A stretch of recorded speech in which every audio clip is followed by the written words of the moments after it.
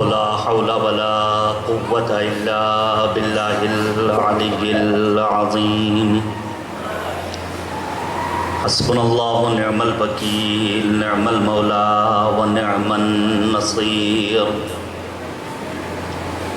أعوذ بالله من الشيطان اللعين الرجيم بسم الله الرحمن الرحيم رب اشرح لي صدري ويسر لي أمري واحلل عقدة من لساني يفقهوا قولي الحمد لله الذي لا يبلغ مدحته القائلون ولا يحصي نعماءه العادون ولا يؤدي حقه المجتهدون الذي لا يدركه بعد الهمم ولا يناله غوص الفطن الذي ليس لصفته حد محدود ولا نعت موجود ولا أجل ممدود ولا وقت معدود فطر الخلائق بقدرته ونشر الرياح برحمته وودد بالصخور ميدان أرضه ثم الصلاة والسلام والتحية والإكرام على الرسول الأمي القرشي الهاشمي الأبطحي مولانا ومولى الثقلين جد الحسن والحسين أبي القاسم مصطفى محمد وعلى آله الأطيبين الأنجبين الأطهرين الأكرمين الذين أذهب الله عنهم الرجس وطهرهم تطهيرا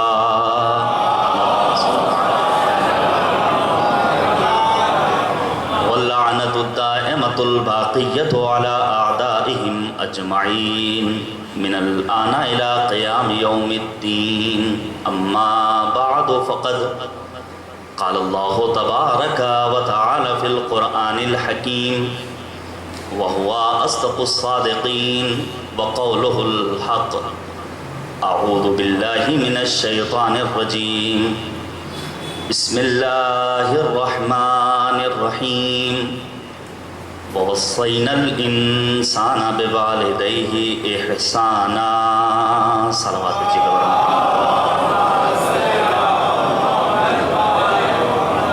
حضرات گزارش ہے کہ ایک مرتبہ سورہ حمد اور 3 مرتبہ سورہ اخلاص کی تلاوت فرما کر مرحوم مغفور جناب مصدق حسین قاضی ابن صادق حسین قاضی صاحب کے روح کو ارسال فرماتے ہیں اللہم صلی علی محمد صلی اللہ علیہ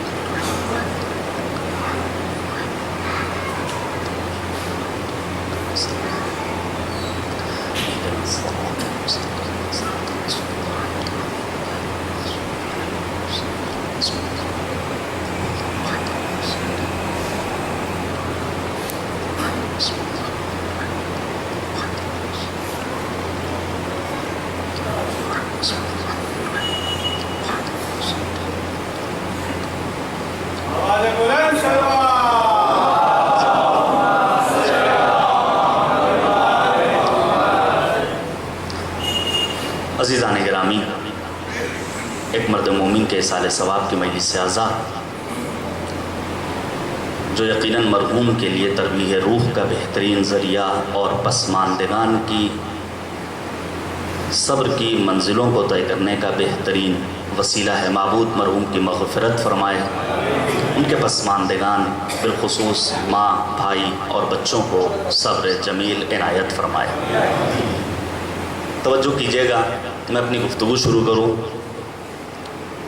ڈاکٹر پیام اعظمی صاحب کے ان 6 مصروں سے کہ وقار شام و سحر ہے حسین کی مجلس، سکون قلب و جگر ہے حسین کی مجلس، غرور فکر و نظر ہے حسین کی مجلس، متاع نوع بشر ہے حسین کی مجلس، ٹھکانہ اور کہاں درد و غم کے ماروں کا، یہی تو ایک سہارا ہے بے سہاروں کا۔ اللہم صلی علی محمد وعلی محمد عجل سے بڑے سنگین سے سنگین حادثات کو ہم اور آپ برداشت کر لیا کرتے ہیں، اسی مجلس اعزا کو سن کر ہم وہ نہیں جو مصیبتوں کے ہنگام جزا و فضا کرنے لگے۔ قرآن کریم نے انسانوں کے 3 گروہ بیان کیے ہیں۔ جب کبھی مصیبت میں انسان مبتلا ہوتا ہے، مالک نے آواز دی، پہلی قسم ان لوگوں کی ہے خلق الانسان حلوعا، ہم نے انسان کو حریص پیدا کیا ہے۔ اذا مسہ الشر جزوعا، ذرا سی مصیبت میں مبتلا ہوئے جزا و فضا، فریاد و فغاں، اور پھر کفریہ جملے انسان کے لبوں پر کہ ابھی مرنے کی عمر نہ تھی، کوئی اور مر جاتا، کوئی دن اور اللہ حیات دے دیتا۔ یقیناً جب کوئی عزیز رخصت ہوتا ہے، آنکھیں اشکبار ہوتی ہیں، دل رنجیدہ ہوتا ہے، آنسوؤں کا سیلاب رواں ہوتا ہے، لیکن مالک نے کہا جزا و فضا کر کے اللہ سے اگر رشتہ توڑ لے انسان تو وہ انسان واقعی معنی میں انسان کہلانے کا حقدار نہیں۔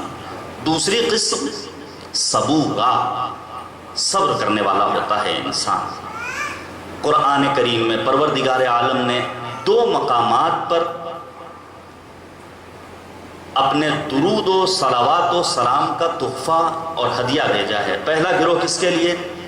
اہل بیت عصمت و طہارت کے لیے۔ آیہ کریمہ مشہور، ان اللہ و ملائکتہ یصلون علی النبی یا ایھا الذین آمنوا صلوا علیہ وسلموا تسلیما، اللہم صل علی محمد و علی محمد۔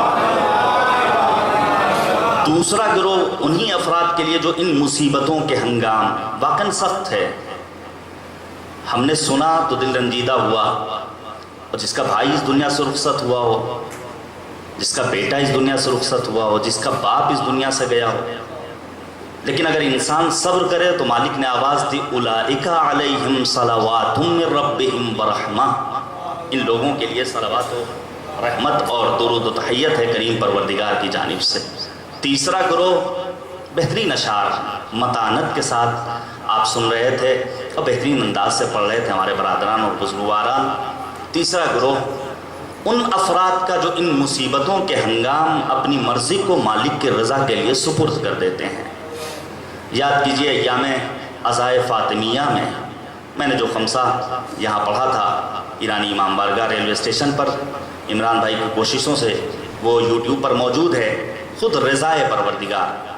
آپ سوچئے ایک ہم جیسے انسان کا بھائی اس دنیا سے رخصت ہو جائے تو تعزیت و تسلیت دینے والے اتنی بڑی تعداد میں، لیکن اللہ رے مظلومیت ابا عبداللہ حسین میدان کربلا، اور پھر حسین کا وہ مرثیہ الآن انکسر سہر وقلت حیلتی، لیکن اس کے باوجود حسین نے اپنی مرضی اللہ کی مرضی کو قرار دیا۔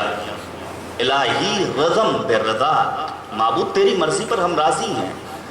اور نہ فقط سید الشہداء جو امام وقت جو معصوم، بلکہ آغوش عصمت کی پروردہ زینب علیہ مقام یزید کے دربار میں یزید کے سوال کے جواب میں یہ آواز دیتی ما رأیت الا جمیلا، سوائے زیبائی کے ہم نے کچھ نہیں دیکھا ہے۔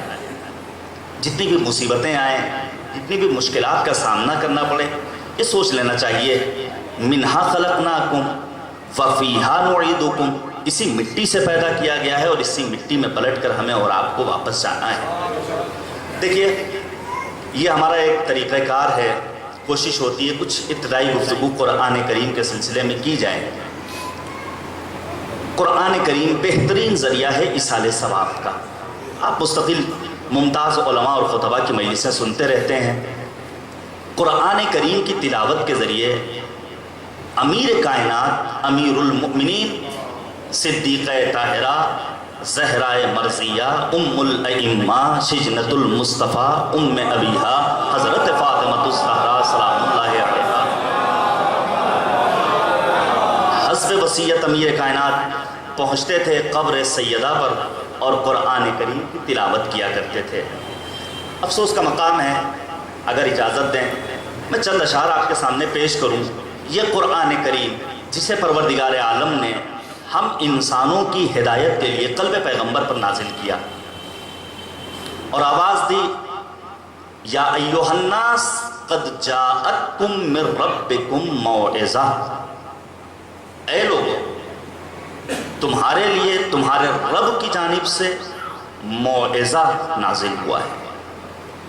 جب کوئی عام خطیب، عام طالب علم، کسی بزرگ خاندان، کسی امام جماعت، کسی فاضل، کسی عالم کا موعظہ نہیں ہے، بلکہ احسن المواعظ ہے قرآن کریم، جس کے لیے دل کی پاکیزگی شرط ہے، روح کا طیب و طاہر ہونا شرط ہے۔ ماہ رمضان ابھی گزرا ہے، ماہ مبارک رمضان میں ہم اور آپ قرآن کریم سے اپنے آپ کو مانوس کرتے ہیں، کوشش کرتے ہیں قرآن کی تلاوت کریں، لیکن یہ المیہ ہے ہمارا اور آپ کا اور امت مسلمہ کا کہ اس نے قرآن کریم جیسی عظیم الشان کتاب کو مردوں سے مخصوص کر دیا۔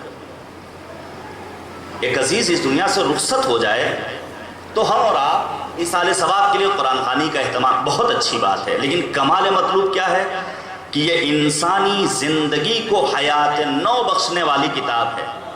لہذا پہلے انسان کی کوشش ہونی چاہیے اپنی زندگی میں قرآن کریم کو عملی جامہ پہنائے، تب اپنے مردوں کے لیے قرآن سے ایصال ثواب کرے۔ اللہم صلی علی محمد وعلی محمد وعجل فرجہ۔ حفاظت کرتے رہتے ہیں، محمد مصطفیٰ کی جو اطاعت کرتے رہتے ہیں، ہوا بھی ان کے کچے گھر سے آہستہ گزرتی ہے، دیے کی روشنی میں جو تلاوت کرتے رہتے ہیں، نعرہ حیدری۔ عزیزان گرامی توجہ کیجئے گا، ہمارے عزیز دوست ہیں، ان کا ایک کلام ہے قرآن کے حوالے سے، وہ میں سناؤں آپ کو۔ اٹھا کے رحل دل سے زینت جزدان کرتے ہو، مسلمان ہو کے کیسی عزت قرآن کرتے ہو، اور خدا کی نعمتیں پا کر بھی تم کفران کرتے ہو، عمل کیوں کر خلاف سورہ رحمان کرتے ہو۔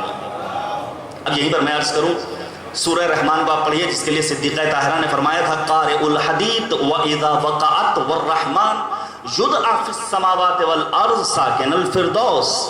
سورہ حدید، سورہ واقعہ، سورہ رحمان کی تلاوت کرنے والا زمین و آسمان میں جنتی کے نام سے پکارا جائے گا۔ اگر انسان کو خود کو جنتی بنانا ہے تو ان سوروں کی تلاوت کرنا اس کے لیے شرط اولی ہے۔ مالک کریم نے 30 سے زائد مرتبہ اس قرآن کریم کے سورے میں آواز دی، فَبِأَيِّ آلَاءِ رَبِّكُمَا تُكَذِّبَانِ۔ فصاحت و بلاغت کا ٹھاٹھے مارتا ہوا سمندر ہے قرآن کریم۔ آخر پروردگار یہ بار بار اس ایک جملے کی تکرار کیوں کر رہا ہے؟ دیکھیے، کبھی کبھی تکرار کم علمی کی دلیل ہوا کرتا ہے۔ جیسے ہمارے ہاں ہوتا ہے، ایک آرٹیکل لکھنے والا ایک آرٹیکل لکھتا ہے، خطیب منبر پر آتا ہے، چونکہ علم محدود ہے لہٰذا اس کے یہاں تکرار پائی جاتی ہے۔ کیا کریم پروردگار کے بارے میں قرآن کریم کے سلسلے میں ہم یہ تصور کر سکتے ہیں معاذ اللہ کہ اللہ کے یہاں علم کم پایا جاتا ہے؟ اگر ایسا تصور کریں تو ہمارا ایمان خطرے میں۔ انسان انس سے بنا ہے، انس کے معنی کیا ہے؟ محبت۔ لغت شناس افراد کا کہنا ہے اسی طرح انسان بسا اوقات نسیان سے چکے بنا ہے، اور جب انسان بھول اور فراموشی کا شکار ہوتا ہے تو ضرورت محسوس کی جاتی ہے کہ تکرار کی جائے۔ لکھا ہے علماء نے اور صاحبان علم نے، ان افراد نے جنہوں نے اپنے آپ کو در قرآن و اہل بیت سے وابستہ کر لیا، کہ عجب نہیں پروردگار عالم قرآن کریم کے اس سورے میں بار بار اس آیے کریمہ کی تکرار کر رہا ہو، فَبِأَيِّ آلَاءِ رَبِّكُمَا تُكَذِّبَانِ، کہ اگر انسان کسی انسان سے محبت کرتا ہے تو اظہار محبت کے لیے کسی ایک جملے کی بار بار تکرار کرتا ہے۔ ہم اور آپ فون پر اکثر احوال پرسی کیا کرتے ہیں، اور اسی طرح علماء بیان کرتے ہیں چونکہ انسان فراموشی کا شکار ہو جاتا ہے، جس طرح والدین اپنے بچوں کو بار بار تنبیہ کیا کرتے ہیں، یہاں گلاس نہیں رکھنا، فلاں چیزوں کو نہیں کھانا، ان جگہوں پر مت جانا، لیکن چونکہ بچہ ہے، انسان، وہ بھول جاتا ہے۔ ماں باپ بار بار تکرار کر رہے ہیں، پروردگار نے کہا ہم ایک مرتبہ نہیں بلکہ متعدد مرتبہ قرآن کے اس سورے میں اپنی نعمتوں کا تذکرہ کر کے یہ آواز دیں گے، تم ہماری نعمتوں کو جھٹلا نہیں سکتے ہو۔ لیکن ہم اور آپ قرآن کریم سے چونکہ ظاہری طور پر صرف اور صرف مانوس ہیں، قرآن ہمارے گھروں میں پایا جاتا ہے، حقیقت میں عملی جامہ نہیں پہنایا ہے، لہٰذا ہم اور آپ بار بار خلاف سورہ رحمان عمل کرتے ہیں۔ ہے حکم فقرؤ میں ما تیسر کی سہولت جب، بتاؤ روز کتنی قرأت قرآن کرتے ہو۔ اور لبوں تک رہ گیا وہ ذکر جو دل میں بسانا تھا، لبوں تک رہ گیا وہ ذکر جو دل میں بسانا تھا، مکہ مالک کو اس کے گھر سے ہی انجان کرتے ہو، یہ دنیا قید خانہ ہے، رہا ہونے کی کچھ سوچو۔ واقعی میں یہ چند روزہ حیات یوٹیوب پر وہ تقریر موجود ہے جو میں نے آصفی مسجد میں انہدام جنت البقیع کے سلسلے میں ہزاروں کی تعداد میں موجود مومنین اور نماز گزاروں کے درمیان کی تھی کہ جانا چاہیے کبھی کبھی قبرستان، کس لیے؟ تاکہ انسان خدا کو یاد کرے اور اس بات کا یقین کر لے یہ دنیا ہماری ابدی زندگی کا مکان اور مقام نہیں ہے، بلکہ ہمیں مالک کی بارگاہ میں جانا ہے۔ لیکن انسان اس دنیا کے زرق و برق میں اپنے آپ کو گم کر لیا کرتا ہے۔ یہ دنیا قید خانہ ہے، رہا ہونے کی کچھ سوچو، کہاں ہو؟ قید میں رہ کر بھی اطمینان کرتے ہو تو کیوں دیتے نہیں بچوں کو تم تعلیم قرآنی؟ اگر پورا رسول اللہ کا فرمان کرتے ہو تو بتانے کی ہوس کیوں ایک پل کو ایک صدی میں ہے سماعت، جبکہ کلو من علیہا فان کرتے ہو۔ تو اسے یہ شعر جس کے لیے میں نے یہ تمام اشعار پڑھے، اسے زندوں پہ پڑھنا تھا مگر مردوں پہ پڑھتے ہو، اسے زندوں پہ پڑھنا تھا مگر مردوں پہ پڑھتے ہو۔ مرض جب لا دوا ہوتا ہے تب درمان کرتے ہو، مرض جب لا دوا ہوتا ہے تب درمان کرتے ہو۔ قرآن کریم انسانی زندگی میں اگر عملی جامہ پہن لے تو یقین جانیے انسانی زندگی بہترین آئیڈیل اور نمونے عمل قرار پا سکتی۔ گزرے ہیں ایسے صاحبان علم جنہوں نے خود کو قرآنی بنا لیا تو آج کا انسان ان کی شناخت سے عاجز و قاصر ہے۔ علامہ طباطبائی مفسر قرآن المیزان لکھنے والے علامہ طباطبائی کے بارے میں معمار انقلاب اسلامی ایران امام راحل روح اللہ موسوی خمینی علیہ الرحمہ کہتے ہیں آج کا انسان علامہ طباطبائی کو نہیں پہچان سکتا۔ 200 سال بعد پیدا ہونے والا انسان علامہ طباطبائی کی معرفت حاصل کر سکتا ہے۔ ہم جیسے عام انسان غربت کی زندگی گزار رہے ہیں لیکن خود کو قرآنی بنا لیا تو اللہ نے کہاں سے عطا کیا جہاں تک ہمارا اور آپ کا تصور بھی نہیں پہنچ سکتا ہے۔ پھر انسان خادم کائنات نہیں بلکہ مخدوم کائنات بن جاتا ہے اگر خود کو قرآنی بنا لے۔ علامہ طباطبائی ایسا عارف، ایسا معلم قرآن، ایسا محقق، ایسا مفسر کہ آپ کے بارے میں لکھا ہے سوانح نگار حضرات نے کہ علامہ طباطبائی اس حجرے اور کمرے میں اپنا لباس تبدیل نہیں کرتے تھے جہاں قرآن رکھا ہوتا تھا۔ جب انسان قرآن کے ظواہر پر عمل پیرا ہو جاتا ہے تب جا کر کے وہ قرآن کریم سے اس حد تک مانوس ہوتا ہے کہ آج کا انسان اس کی حقیقی معرفت حاصل کرنے سے عاجز و قاصر ہے۔ چند ایک روایتیں سن لیجئے کہ آخر انسان خود کو قرآنی بنا لے تو پروردگار اسے کیا کیا عطا کرے گا۔ دیکھیے ہم میں سے ہر انسان گناہوں کا مرتکب ہوتا ہے، خدا رحمت نازل کرے قبر آیت اللہ دستغیب شیرازی پر، معلم اخلاق شہید محراب آیت اللہ دستغیب شیرازی۔ دیکھیے ہم میں سے ہر انسان کی ایک آرزو ہے اور ہمارے شعراء، ہمارے خطباء، علماء، طلاب، افاضل، مؤمنین سب کا اس بات پر یقین ہے کہ ہم جب اس دنیا سے رخصت ہوں گے تو ہماری قبروں میں معصومین آئیں گے، امیر المؤمنین آئیں گے، اہل بیت عصمت و طہارت آئیں گے، اور واقعی یہ ہے ایسا روایات کی روشنی۔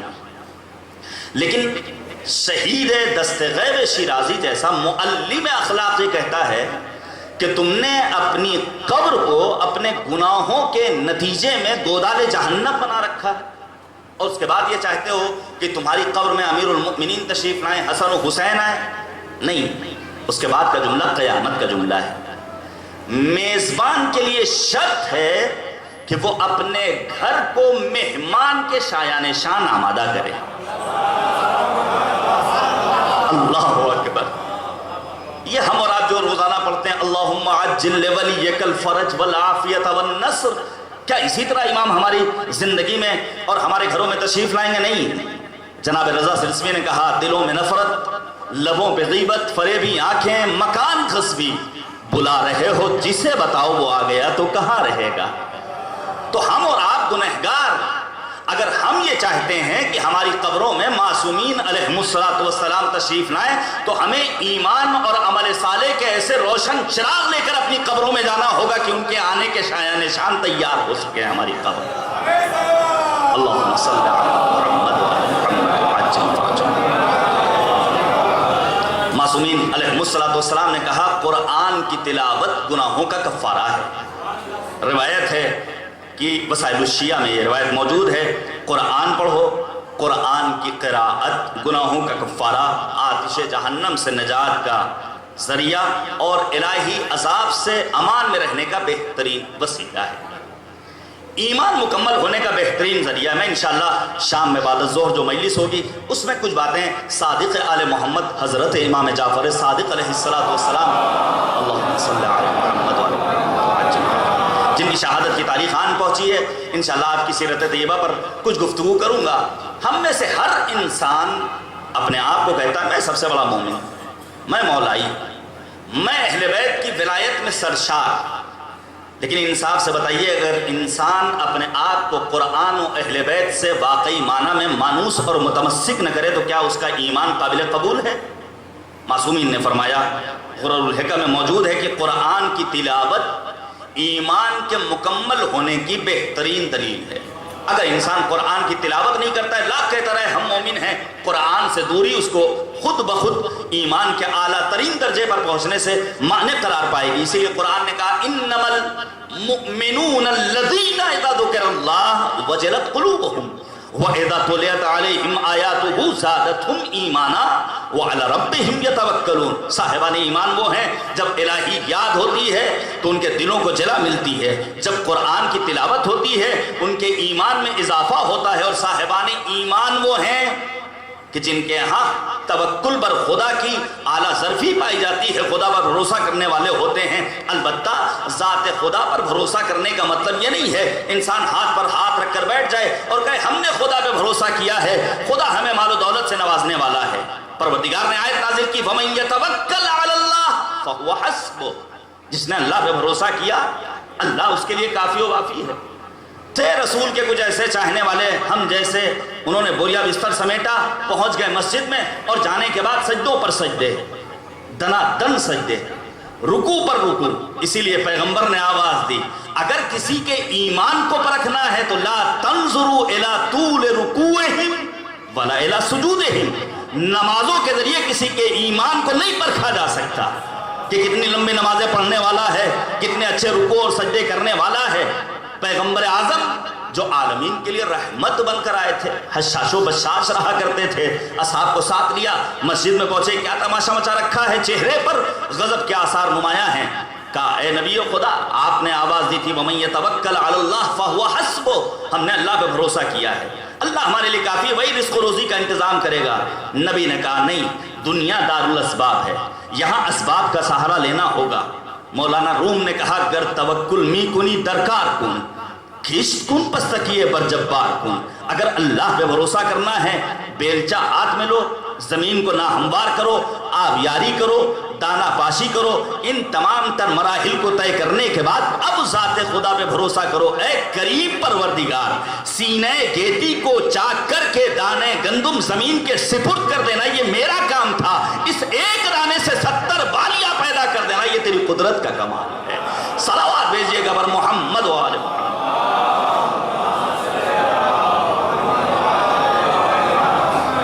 دیکھیں لکھنؤ میں بہت زیادہ گرمی ہو رہی ہے، یہاں تو اتنی گرمی بھی نہیں ہے. مل جل کر ایک صلوات بھیجیے پر محمد و آل محمد.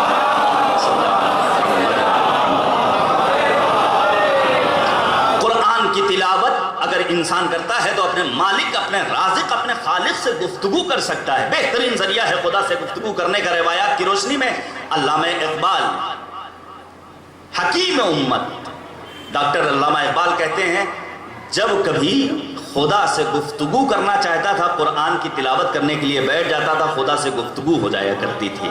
یہ در حقیقت امیر کائنات امیر المؤمنین کی حدیث کی روشنی میں علامہ اقبال نے ایسا عمل اختیار کیا ہے کہ اپنے مالک، اپنے رازق سے علامہ اقبال گفتگو کیا کرتے تھے، ہم اور آپ اپنے گھروں کی نورانیت کے لیے، اس کو مزین کرنے کے لیے دیدہ زیب لائٹوں کا انتظام کرتے ہیں، لیکن معصوم نے فرمایا نوّروا بیوتکم بتلاوت القرآن، اپنے گھروں کو منور و مزین کرو تلاوت قرآن کے ذریعے۔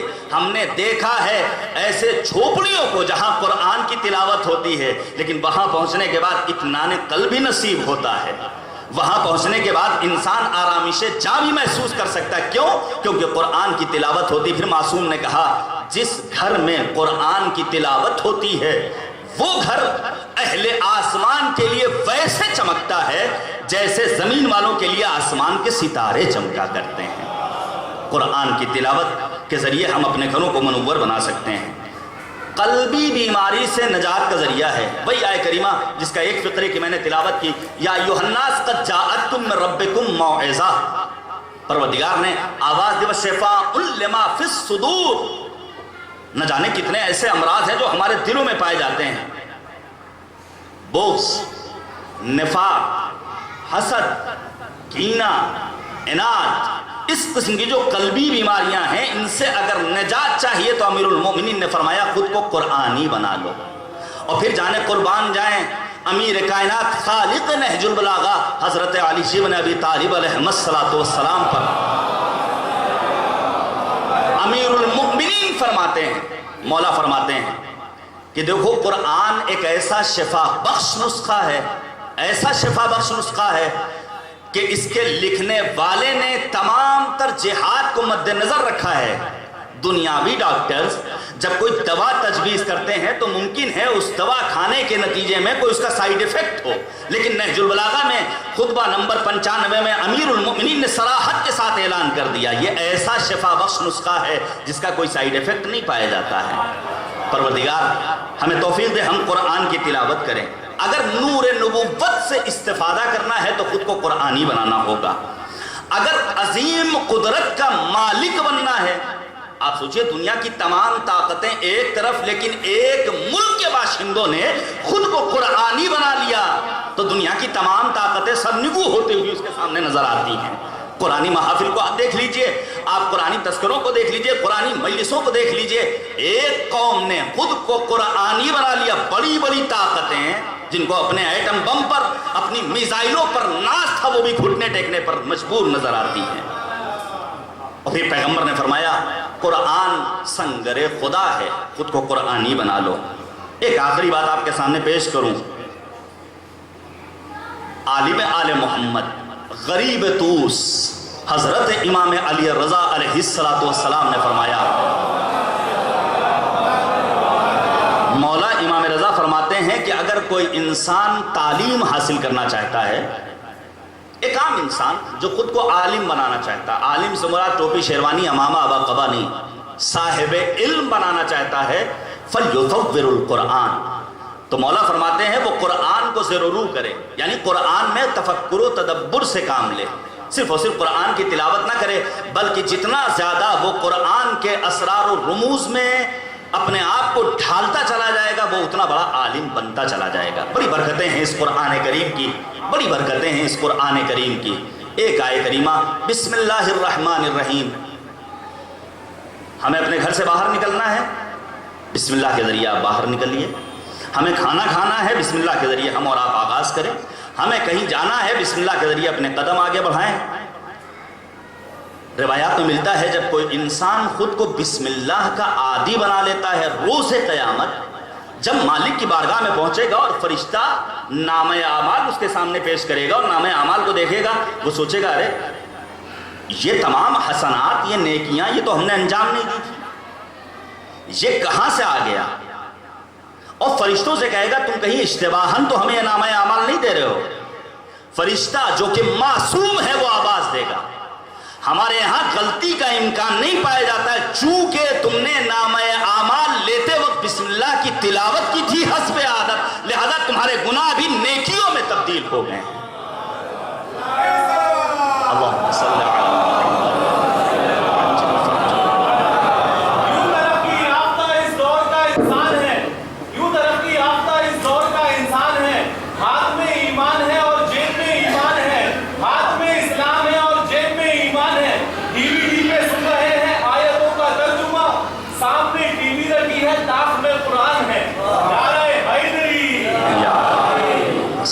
ایک صلوات بھیجیے گا بر محمد والے محمد۔ عزیزان گرامی، بڑی برکت ہے اس بسم اللہ الرحمن الرحیم کی۔ میں ایک واقعہ آپ کے سامنے پیش کروں۔ جناب یوسف جن کا حسن زبازد خاص و عام، خوبصورت ترین بچہ کنویں سے نکالا گیا اور اس کے بعد پھر بازار میں لے جایا گیا اور یہ اعلان کر دیا گیا لوگ اپنے اپنے سرمایوں کو لے کر آئیں، اپنی پونجیوں کو لے کر آئیں، اس بچے کو فروخت کیا جائے گا۔ عزیز مصر بھی پہنچتا ہے دولت و ثروت اور زر و جواہرات لے کر، لیکن ساتھ ہی ساتھ ایک گوشے میں ایک عمر رسیدہ مسن معمر ضعیفہ بھی کھڑی ہوئی ہے۔ اس سے پوچھا گیا بتاؤ بھیا کیا لے کر آئی ہو؟ کہا کچھ نہیں، کچھ اون ہے کچھ دھاگے ہیں۔ آپ سوچئے عزیز مصر جیسا ثروت مند ترین انسان آیا ہے کس لیے؟ یوسف جیسے حسین و جمیل بچے کو خریدنے کے لیے، دولت و ثروت لے کر، مال و منال لے کر، زر و جواہرات لے کر۔ اس خاتون سے کہنے والے نے کہا اتنے بڑے زر و جواہرات کے مالک آئے اور تم آئی ہو تھوڑے سے اون اور دھاگوں کے ساتھ؟ کہا نہیں، میرے آنے کا مقصد یہ ہے جب کبھی فہرست تیار کی جائے، توجہ کیجئے گا، جب کبھی فہرست تیار کی جائے خریداران یوسف کی تو اس میں میرا نام بھی درج ہوتا ہوا نظر آئے۔ اب جتنے بھی مداح ہیں یا ذاکران اہل بیت عصمت و طہارت ہیں ان کے لیے ایک جملہ کہنا چاہتا ہوں، ان کی نیابت میں ایک جملہ آپ کے سپرد کر رہا ہوں۔ ہم اور آپ جو ممبروں پر آ کر کے مائک پر پہنچنے کے بعد تذکرہ حسین یا کربلا یا اہل بیت عصمت و طہارت کرتے ہیں، ہرگز ہمارا دعویٰ نہیں کہ ہم بہت بڑے خطیب ہیں، ہم بہت بڑے شاعر ہیں، ہم بہت بڑے مداح حسین یا کربلا ہیں، بلکہ مقصد یہ ہے جب قیامت کے دن ذاکرین کربلا و شہدائے کربلا کا نام پیش کیا جائے تو اس میں ہمارا نام بھی درج ہوتا ہوا نظر آئے۔ یہ بھی ان تمام افراد میں شامل ہے جو کربلا والوں کا تذکرہ کیا کرتا تھا۔ صلوات بھیجیے گا بر محمد و آل محمد۔ لبیک یا حسین،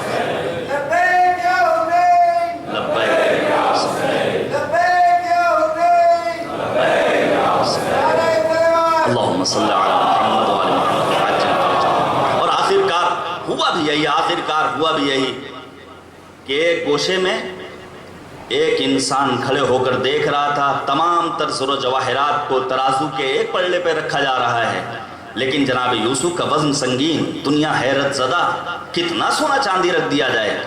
وہ جو عالم کتب تھا اس نے کہا ہو نہ ہو یہ ہے معصوم بندہ، ہو نہ ہو یہ ہے نبی، ہو نہ ہو یہ ہے حجت خدا۔ جناب یوسف مسکرائے، مسکرانے کے بعد ایک جملہ کہتے ہیں، کوئی ایک تو نکلا جس کے اندر تھوڑی سی ہماری معرفت پائی جاتی ہے، اور اس انسان نے کہا بسم اللہ الرحمن الرحیم لکھ کر ترازو کے پلڑے پر رکھ دیا جائے، وزن جھکتا ہوا نظر آئے گا اور جناب یوسف کا وزن کم ہوتا ہوا نظر آئے گا۔ اتنی عظمت ہے قرآن کریم کی۔ اسی قرآن کریم میں توجہ کیجئے گا، میں ایک ایسے موضوع کو آپ کے سامنے پیش کرنا چاہتا ہوں جس پر معمولاً گفتگو نہیں ہوتی ہے۔ جب پرچہ ہمارے پاس مسکین بھائی نے واٹس ایپ کے ذریعے بھیجا، ہم نے دیکھا اس دنیا سے رخصت ہونے والا وہ عزادار، وہ وزادار جس کا نام مصدق روز شہادت امیر کائنات سے اس دنیا سے رخصت ہوا۔ میں نے جو موضوع تیار کیا وہ وصیت امیر کائنات، اسی لیے قرآن کریم کی آیہ کریمہ کی تلاوت کی وَوَصَّيْنَا الْإِنسَانَ بِوَالِدَيْهِ إِحْسَانًا۔ توجہ کیجئے گا، وصیت کے سلسلے میں کچھ گفتگو کرنا چاہتا ہوں جسے عام طور سے نہ ہم پڑھتے ہیں نہ ہم سنتے ہیں، نہ ان چیزوں کو سننے کی ہمارے کانوں نے عادت ڈالی ہے۔ دیکھیے وصیت کی بڑی عظمت ہے، بڑی اہمیت ہے دین اسلام میں۔ پیغمبر اعظم ہو یا دیگر معصومین علیہم الصلاۃ والسلام، ان تمام معصومین علیہم الصلاۃ والسلام نے وصیت کی بڑی تاکید کی، یہاں تک کہ معصوم امام نے فرمایا کہ اگر کوئی انسان وصیت کیے بغیر اس دنیا سے رخصت ہو جائے تو اس کی زندگی کا کوئی فائدہ نہیں۔ معصومین کی حدیث ہے اگر کوئی انسان ہر رات اپنے سرہانے اپنی لکھی ہوئی وصیت کو نہ رکھے تو اس کی زندگی فائدہ مند نہیں، سود بخش نہیں۔ لہذا معصومین علیہ الصلوۃ والسلام کی احادیث کی روشنی میں وصیت کو سمجھنا ہوگا، اور یہ خاصہ ہے مکتب تشیع کا، مکتب اہل بیت عصمت و طہارت کا، مکتب جعفری کا، حقیقی دین کا، جس نے صرف اور صرف دنیاوی زندگی گزارنے کا طریقہ اور سلیقہ نہیں سکھایا ہے، بلکہ دنیاوی زندگی کے بعد، اس دنیا سے رخصت ہو جانے کے بعد بھی انسانوں کو چند ایسے امور کی جانب متوجہ کیا ہے جس کے ذریعے انسان کی آخرت سنور سکتی ہے۔ وصیت میں کیا ہوتا ہے؟ وصیت کے ذریعے انسان آخرت کو یاد کرتا ہے۔ وصیت کے ذریعے انسان اپنے پسماندگان اور وارثوں کو متوجہ کرتا ہے ہمارے بعد ہمارے باقی جو بچے ہوئے کام ہیں ان کو فلاں کاموں کو انجام دیا جائے، ہماری فلاں ملکیت میرے مرنے کے بعد فلاں شخص کی ہو جائے گی۔ وصیت میں ان باتوں کا تذکرہ ہوتا ہے۔ اگر وصیت اور وصیت نامہ موجود ہو تو جو آپس میں خاندانی لڑائیاں ہیں، جو مشکلات ہیں، وہ تمام کی تمام مشکلات خود بخود برطرف ہو جائیں۔ اسلام نے ایک کانسیپٹ دیا ہے، کاش اسے عملی جامہ ہم اور آپ پہنا سکیں۔ ابھی صباح کنانی، انہوں نے صادق آل محمد حضرت امام جعفر صادق علیہ السلام، مولا امام صادق سے سوال کرتے ہیں، مولا یہ بتائیے وصیت کی اہمیت کیا ہے؟ چھٹے امام نے فرمایا وصیت ہر مسلمان کا فریضہ ہے۔ جس طرح نماز، روزہ، حج، زکوٰۃ، خون، جہاد، امر بالمعروف، نہی از منکر، یہ تمام تر چیزیں ہیں، اسی طرح وصیت کرنا بھی ایک مسلمان کا اپنا فریضہ ہے۔ اس وصیت کے ذریعے گزشتہ امتوں کے درمیان پائی جانے والی جو عبرتیں ہیں ان کا تذکرہ کر کے ہم اپنے گھر والوں کو محفوظ رکھ سکتے ہیں بہت ساری مصیبتوں اور مشکلات سے۔ جناب نوح ہوں یا جناب ابراہیم، جناب موسیٰ ہوں یا جناب یعقوب، ان سب کی وصیتوں کا تذکرہ قرآن کریم میں موجود ہے۔ میں 2-3 آیتیں آپ کے سامنے پیش کروں۔ مثال کے طور پر سورہ بقرہ کی آیت نمبر 131، پھر کہوں گا نوٹ کیا کیجئے، بالخصوص اپنے جوان بھائیوں سے، ہم عمر بھائیوں سے نوٹ کیا کیجئے، کم سے کم یہ تو معلوم ہو جو مولوی صاحب ایڈریس دے رہے ہیں صحیح ہے کہ نہیں۔ سورہ بقرہ آیت نمبر 131، پروردگار آواز دے رہا ہے، اذ قال له ربه اسلم قال اسلمت لرب العالمین ووصى بها ابراہیم بنیہ ویعقوب یا بنی ان اللہ اصطفى لكم الدین فلا تموتن الا وانتم مسلمون۔ دوسری آیت کریمہ، شرع لكم من الدین ما وصى به نوح والذی اوحینا الیک وما وصینا به ابراہیم وموسیٰ، سورہ شورى آیت نمبر 13۔ تیسری آیت کریمہ، وَوَصَّيْنَا الْإِنسَانَ بِوَالِدَيْهِ إِحْسَانًا حَمَلَتْهُ أُمُّهُ كُرْهًا وَوَضَعَتْهُ كُرْهًا۔ اس میں ماں کی ان مشکلات کا تذکرہ کیا ہے پروردگار نے، جن مشکلات کو ایک ماں سمجھ سکتی ہے، ایک درد مند انسان سمجھ سکتا ہے۔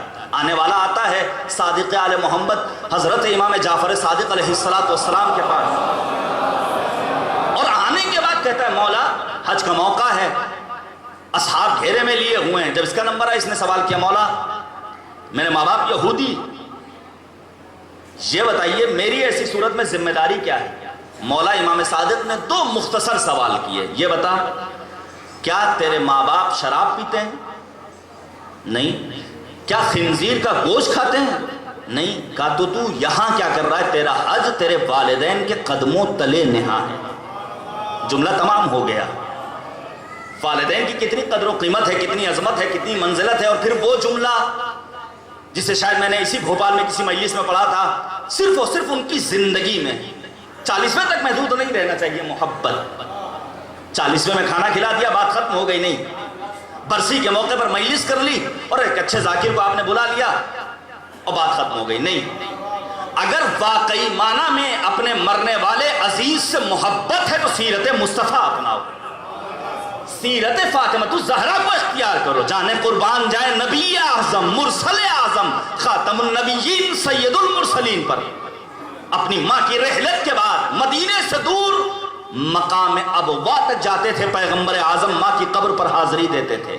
صدیقہ طاہرہ اپنے پدر بزرگوار رسول اعظم کی قبر پر حاضری دیتی تھی، امام حسن کی قبر پر سید الشہداء پہنچتے تھے، تمام معصومین علیہ السلام اپنے آبا و اجداد اور بزرگوں کی قبر پر پہنچتے تھے۔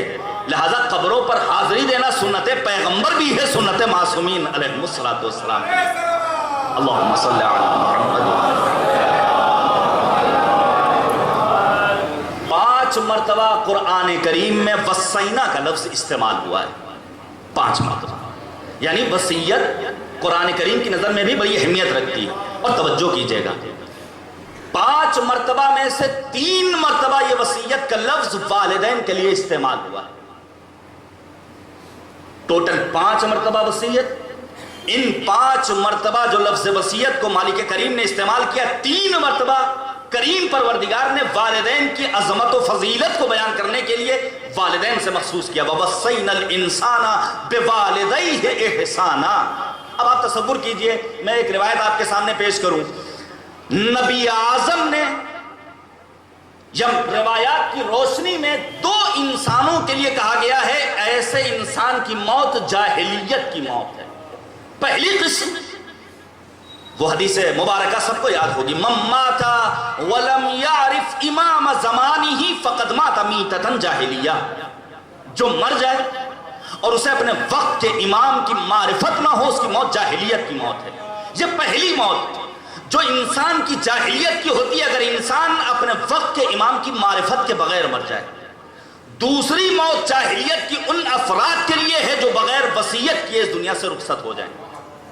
اب سے ارادہ کر لیا جائے، اب تک جو ہوا ہوا، لیکن ہے علماء کی سیرت اور ہے خدا کے ایسے صالح بندے جو ان احادیث کی روشنی میں ہر روز اپنی وصیت لکھتے ہیں، صبح نمودار ہوتی ہے، پارا کر دیتے ہیں، دوسری وصیت کو تحریر کرتے ہیں. مستحب ہے اگر کوئی انسان وصیت کیے بغیر اس دنیا سے رخصت ہو جائے تو اس کی موت جاہلیت کی موت ہے. اب تصور کیجئے جب وصیت کی اتنی اہمیت ہے تو ذرا زخمی علی مرتضیٰ کی وصیت کو سنا جائے جس کی شہادت کے دن یہ حسین اور علی کا چاہنے والا اس دنیا سے رخصت ہوا. ذرا سوچئے، یہ مکتوب نمبر 45 جو نہج البلاغہ میں موجود ہے، جس میں امیر کائنات کی وصیت کے جملے موجود ہیں. بظاہر حسن و حسین کو مخاطب قرار دیا ہے اس وصیت میں امیر کائنات نے، لیکن اس کے بعد ایک جملہ ہے، ان تمام افراد کے لیے میرا یہ پیغام ہے جن تک میری یہ تحریر پہنچے. صرف اور صرف 2 معصوموں کے لیے نہیں بلکہ تمام عاشقان و موالیان امیر المؤمنین امیر کائنات حضرت علی بن ابی طالب علیہ السلام کے لیے. یہ وصیت امیر کائنات کی ہے. وقت بہت زیادہ گزر گیا ہے، میں جلدی چند ایک باتیں پیش کروں. وصیت کی اتنی اہمیت، اور پھر اگر امیر کائنات امیر بیان و سخن کی وصیت اور گفتگو کی جائے تو دیکھنا ہوگا امیر المؤمنین نے وصیت کن چیزوں کی کی. علماء بیان کرتے ہیں 2 طرح کی وصیتیں ہیں اس مکتوب نمبر 45 نمبر خط میں جو نہج البلاغہ میں موجود ہے. بعض خصوصی وصیتیں ہیں، بعض عمومی وصیتیں ہیں. بعض وہ وصیتیں ہیں جو حسن و حسین کے لیے مخصوص، بعض تمام عالم انسانیت اور علی کے چاہنے والوں کے لیے، جس میں امیر المؤمنین نے تقوی الہی، دنیا سے دوری، دنیا سے کنارہ کشی، حق گوئی. بڑی اہم بات ہے کہ انسان حق گو بن جائے. بولنا سب کو آتا ہے لیکن حق گوئی کم افراد کو آیا کرتی ہے، اور اسی حق گوئی کے ذریعے انسان اپنے آپ کو منزل کمال تک پہنچا سکتا ہے. نہ جانے کتنے ایسے افراد جانے قربان جائیں اہل بیت کے ان چاہنے والوں پر جنہوں نے ظالموں کے درباروں میں پہنچنے کے بعد بھی حق گوئی سے کام لیا. رزلٹ کیا ہوا؟ دیواروں میں زندہ چنوایا گیا، خون سے گارا بنایا گیا، بستیاں ویران کی گئیں، ہماری ماؤں کی مانگوں کو اجاڑا گیا. لیکن اس کے باوجود ناصرہ جیسی حسین کی چاہنے والی متوکل کے دربار میں پہنچ کر کہتی ہے مجھے کربلا جانا ہے تو جانا ہے. اپنی قربانی دی ہے، اپنی اولاد کی قربانی دی ہے. حق گوئی کی وصیت کی ہے امیر کائنات نے. اور پھر عمومی وصیتوں میں تمام تر وصیتوں کے ساتھ ساتھ امیر المؤمنین نے صلہ رحمی کی وصیت کی ہے. ابھی میں تذکرہ کروں گا. امیر المؤمنین نے پڑوسیوں کے حقوق کی وصیت کی ہے. امیر المؤمنین نے تمام تر ان باتوں کا تذکرہ کیا ہے جو ایک انسان کو واقعی معنی میں انسان بنا سکتا ہے. توجہ کیجئے گا، سب سے اہم چیز تقوی الہی. یہ تقوی کیا ہے؟ نہج البلاغہ میں امیر المومنین فرماتے ہیں فَإِنَّ تَقْوَى اللَّهِ مِفْتَاحُ سَدَاد وَذَخِيرَةُ مَعَاد. یہ تقوی ہی ہے جو بے شک ہدایت کی کنجی اور آخرت کے لیے بہترین ذخیرہ ہے. دیکھیے تقوی کے چند ایک فوائد ہیں، میں چند ایک کی جانب اشارہ کروں. جب انسان با تقوی بن جاتا ہے تو حق اور باطل میں تشخیص پیدا کرنے کی صلاحیت پیدا ہو جاتی ہے. اب اگر انسان با تقوی نہیں ہے تو کبھی مدرسوں میں کرتا پائجامے کے بجائے پینٹ شرٹ پہنوائے گا. آپ دیکھ لیجئے ہمارے یہاں یوپی میں جو کچھ ہو رہا ہے. اگر انسان با تقوی نہیں ہے تو حق اور باطل میں اس کے اندر تمیز پیدا کرنے کی صلاحیت نہیں رہ جائے گی. ہوتا ہے بظاہر عزاداری کرنے والے بھی ہیں، بظاہر نوحہ پڑھنے والے بھی ہیں، ایام غم میں سیاہ لباس پہننے والے بھی ہیں، تمام تر چیزیں پائی جاتی ہیں، لیکن چونکہ تقوی الہی نہیں ہے لہذا معبود نے ان کے اندر وہ صلاحیت نہیں پیدا کی ہے۔ معبود نے آواز دی ان تتقوا اللہ یجعل لکم فرقانا، با تقوی بن جاؤ پروردگار تمہیں حق اور باطل میں تمیز پیدا کرنے کی صلاحیت عطا کر دے گا۔ اگر انسان صاحب علم بننا چاہتا ہے تو اس کے لیے با تقوی ہونا شرط ہے۔ اتقوا اللہ وَيُعَلِّمُكُمُ اللَّهُ، با تقوی بن جاؤ اللہ تمہیں تعلیم دے گا۔ اور پھر تعلیم ایسی، توجہ کیجئے گا، ایک واقعہ ذہن میں آ گیا، شیخ انصاری علیہ الرحمہ با تقوی، ایسا عالم جس کی کتاب پڑھے بغیر مولوی نہیں بن سکتا۔ جب تک انسان شیخ انصاری کی لکھی ہوئی کتابوں کو نہ پڑھ لے تب تک انسان عالم نہیں بن سکتا ہے۔ خطیب بن سکتا ہے، ذاکر بن سکتا ہے، محب اہل بیت بن سکتا ہے، لیکن واقعی معنی میں عالم نہیں بن سکتا۔ شیخ انصاری نجف کی وہ راتیں اور وہ سخت حالات، آپ کی لکھی ہوئی کتابیں حوضوں میں پڑھائی جا رہی ہیں، واپس آتے ہیں، آپ کا ایک دوست ہے وہ کہتا ہے ہم بھی تمہارے ساتھ، ہم تو تمہارے روم میٹ تھے، ہم بھی پڑھنے میں کوئی کمزور نہیں تھے، لیکن وجہ کیا ہے تمہاری لکھی ہوئی کتابیں حوضوں میں پڑھائی جا رہی ہیں اور ہماری کتابوں کا کوئی تذکرہ نہیں۔ شیخ انصاری نے کہا وجہ ایک ہو سکتی ہے، یاد کرو وہ رات اور وہ افطار کا وقت جب ہم اور تم روزے سے تھے اور میں نے تم سے سوال دریافت کیا تمہارے پاس ہے پیسہ یا نہیں، تم نے کہا نہیں، اور میں نے 1 ریال یا دینار تمہیں دیا، جاؤ بازار سے جا کر روٹی لے آؤ۔ وقت افطار میں نے کیا دیکھا تمہارے پاس روٹی بھی ہے، حلوہ بھی ہے، میں نے کہا یہ کہاں سے؟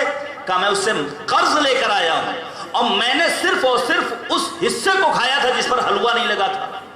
اس ایک احتیاط کے نتیجے میں پروردگار نے ہمیں یہ شرف عطا کیا کہ آج ہماری لکھی ہوئی کتابیں حوضوں میں پڑھائی جا رہی ہیں، کیونکہ ہمیں معلوم نہیں تھا نہ جانے کب موت آ جائے اس کا قرض ہم اتار سکیں کہ نہ اتار سکیں۔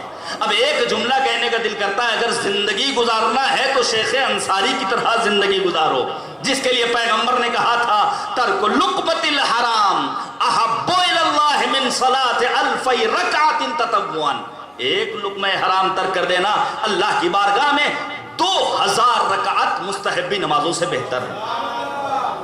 مل جل کر ایک صلوات بھیجیے گا بر محمد و آل محمد۔ سختیوں سے نجات پانا ہے تو انسان کو باتقوی بننا ہوگا۔ قرآن نے آواز دی وَمَن يَتَّقِ اللَّهَ يَجْعَل لَّهُ مَخْرَجًا، باقیات اس ضمن میں بہت ہیں، میں آگے بڑھ رہا ہوں۔ دنیا اور آخرت میں فائدہ اٹھانا ہے، باتقوی بننا ہوگا۔ وَمَن يَتَّقِ اللَّهَ يُكَفِّرْ عَنْهُ سَيِّئَاتِهِ، آیت کی روشنی میں جب انسان باتقوی بن جاتا ہے اور کوئی اعلیٰ عہدے اور کسی منصب پر پہنچ جاتا ہے، اب اگر وہ منصب چھن جائے تو غمگین نہیں ہوتا ہے۔ ہماری کمیونٹی میں ایسے افراد جنہیں کوئی ایک عہدہ مل گیا تو تقوی بچانا تو دور کی بات، وہ اپنا ایمان ہی فراموش کر دیتے ہیں، اور بالائے طاقت رکھنے کے بعد حق اور باطل میں فرق پیدا کرنے کی صلاحیت کو جو مالک نے عطا کی تھی اور کر سکتا تھا پروردگار، اسے گم کر بیٹھتے ہیں۔ پروردگار نے کہا لِكَيْ لَا تَعْصَوْا عَلَىٰ مَا فَاتَكُمْ وَلَا تَفْرَحُوا بِمَا آتَاكُمْ، سورہ حدید کی آیت نمبر 23 ہے۔ تقوی کے ذریعے انسان منزل مقصود تک پہنچ سکتا ہے۔ اور پھر امیر المؤمنین نے حق تقاتہ جو قرآن میں لفظ آیا ہے اس کے ذریعے تقوی کی واقعی معنی میں وضاحت کی ہے۔ مجموع البیان میں علامہ طبرسی نے صادق آل محمد حضرت امام جعفر صادق علیہ السلام سے مولانا امام صادق کی حدیث فرماتے ہیں کہ حق تقوی یہ ان یطاع فلا یحصى ویذکر فلا ینسى ویشکر فلا یکفر، اللہ کی ایسے اطاعت کی جائے جس کے بعد معصیت کا گزر نہ ہو، ایسے اللہ کو یاد کیا جائے جس کے بعد اللہ کو فراموش نہ کیا جائے، اور ایسے پروردگار کی نعمتوں کا شکر بجا لایا جائے جس کے بعد کفران نعمت کا وجود نہ پایا جائے۔ یہ تمام تر چیزیں ہیں تقوی کے سلسلے میں۔ امیر المؤمنین کی نہج البلاغہ کو آپ پڑھیے، امیر المؤمنین نے فرمایا جس طرح جانے قربان جائیں کتنی حسین تعبیر استعمال کی ہے نہج البلاغہ میں، حقیقت تقوی کو بیان کرتے ہوئے مولا فرماتے ہیں جس طرح کبھی تم گھوڑے پر سوار ہوتے ہو اور پھر گھوڑا تمہارے قدرت میں ہوتا ہے، جدھر چاہتے ہو موڑ دیتے ہو، داہنے جانا ہے، بائیں جانا ہے، روکنا ہے، آگے بڑھنا ہے، اسی طرح تمہارے نفس کا گھوڑا اور اس کی مہار اگر تمہارے ہاتھ میں ہے تو سمجھ جانا تم حقیقت تقوی پر پابند ہو۔ اب اس کے بعد انسان یہ نہیں کہتا ہے صبح کی نماز پڑھنے کے لیے دل تو کرتا ہے لیکن اٹھ نہیں پاتے، اگر ایسا ہو کہ دل کرے اور اٹھ نہ پاؤ تو سمجھ لینا یہ نفس کا گھوڑا جس کی مہار تمہارے ہاتھوں میں ہونا چاہیے تھا وہ تمہارے ہاتھوں میں محفوظ نہیں ہے. یہ ہے تقویٰ کے سلسلے میں. اور پھر سید الساجدین حضرت امام زین العابدین علیہ السلام کا وہ جملہ جس میں مولا فرماتے امرنی، پڑھیے دعائے مکارم الاخلاق، امرنی ما کان عمری بذرۃ فی طاعتک واذا کان عمری مرتعا للشیطان فاقبضنی الیک. اس وقت تک معبود مجھے زندہ رکھنا جب تک میری عمر تیری عبادت و اطاعت میں بسر ہو. جب میری زندگی شیطان کی چراگاہ بن جائے فاقبضنی الیک، مجھے موت دے دینا. شیطان کی چراگاہ کا مطلب کیا ہے؟ شیطان کی چراگاہ کا مطلب یہ ہے جب ایک چراگاہ میں جانور پہنچتا ہے تو اب اسے روکنے اور ٹوکنے کی کسی میں ہمت نہیں ہے. جس پتے کو چاہے کھائے، جس درخت کو چاہے نقصان پہنچائے. اب مالک یہ نہیں کہہ سکتا تمہارا جانور آیا میرے فلاں درخت کو نقصان پہنچا گیا. امام سجاد نے بیان کر دیا اگر انسانی زندگی شیطان کی چراگاہ بن جائے، بظاہر ہاتھ اس کے ہیں لیکن اس کے اپنے اشارے پر نہیں چل رہے ہیں، چل رہے ہیں تو شیطان کے اشارے پر چل رہے ہیں. انسان کی آنکھیں اپنی نہیں رہ جاتی ہیں. اور اس کے بعد معصوم نے فرمایا اگر انسان با تقویٰ بننا چاہتا ہے تو دنیا سے دل بستگی نہیں رہنا چاہیے. حب الدنیا رأس کل خطیہ، دنیا کی محبت تمام تر برائیوں کی جڑ ہے. میں بہت ساری باتیں چھوڑ رہا ہوں، بہت ساری اہم باتیں میں نے نوٹ کی تھی، پھر اسی موقع پر اگر اللہ نے توفیق دی تو آپ کے سامنے انشاءاللہ بیان کروں گا. اس کے بعد امیر المؤمنین نے نظم و ضبط کی وصیت کی ہے. علی کا چاہنے والا جس طرح عام انسان جاڑے میں کوئی لباس پہنتا ہے، گرمی میں کسی لباس کا انتخاب کرتا ہے، سفر کے لیے تمام تر امکانات کو مد نظر رکھتا ہے، اسی طرح اپنی دنیاوی زندگی میں الدنیا مزرعۃ الآخرہ، دنیاوی زندگی میں ان تمام تر چیزوں کو اپنی نگاہوں کے سامنے رکھتا ہے جس کے ذریعے معلوم ہو یہ واقعی معنی میں علی کا چاہنے والا ہے.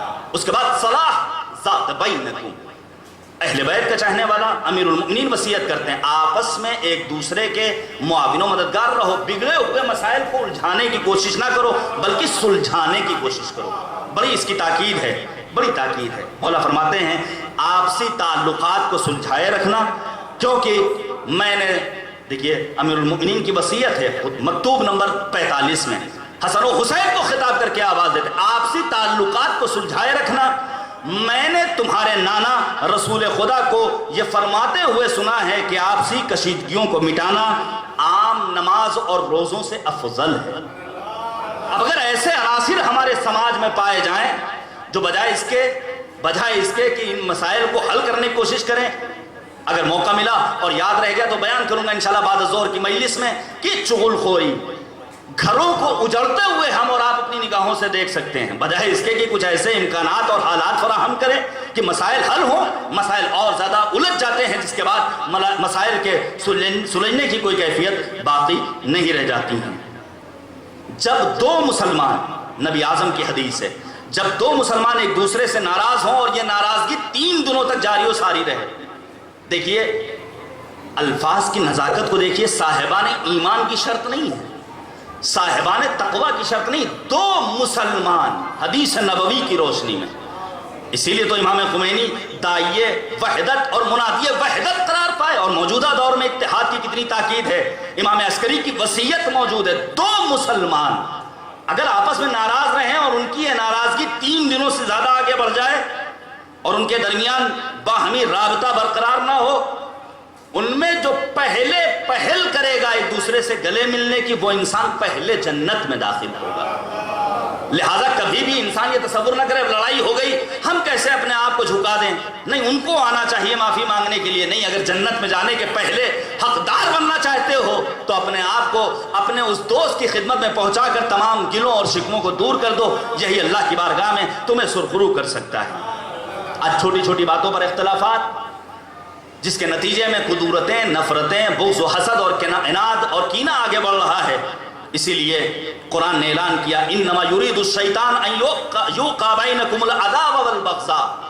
شیطان کا یہ منشا، شیطان یہ چاہتا ہے تمہارے درمیان دشمنیوں کو، نفرتوں کو پروان چڑھائے.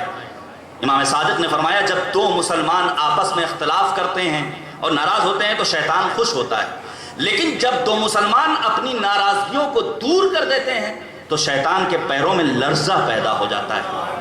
لہذا آپسی اختلافات کو دور کرنا ہے. میں تمام تر باتوں کو چھوڑوں. اس کے بعد ایک اہم مرحلہ ہم نے بھی داغ یتیمی دیکھا ہے، اور ہوں گے سماج میں ایسے افراد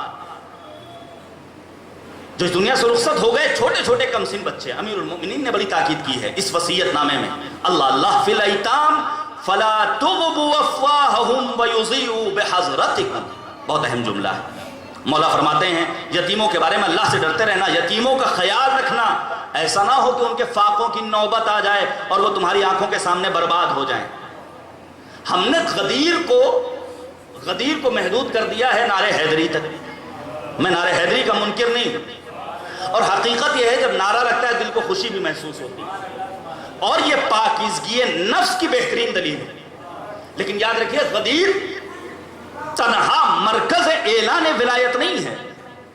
علی مرتضیٰ کو دفن کر کے جب حسن و حسین واپس آ رہے ہیں، وقت نہیں ہے مزید وضاحت کر سکوں، ایک گوشے سے گریہ و زاری کی آواز، یہ دونوں شہزادے آگے بڑھے، ایک معذور انسان، مفلوج انسان، بھائی کیوں گریہ کر رہے ہو؟ کہا 3 شب و روز گزر گئے، آنے والا آتا تھا لقمے بنا کے کھلاتا تھا، لیکن نہیں آ رہا، کہا آپ وہ کبھی نہیں آئیں گے، میرے بابا علی مرتضیٰ تھے جنہیں قبر کے سپرد کر دیا گیا۔ ایک جملہ کہنا چاہتا ہوں، غدیر تنہا مرکز اعلان ولایت نہیں ہے، بلکہ غدیر نام ہے مظلوموں کی پناہ گاہ کا، غدیر نام ہے مستضعفین، کمزوروں، سماج کے دبے اور کچلے ہوئے لوگوں کی پناہ گاہ کا، غدیر نام ہے یتیموں کی پناہ گاہ کا۔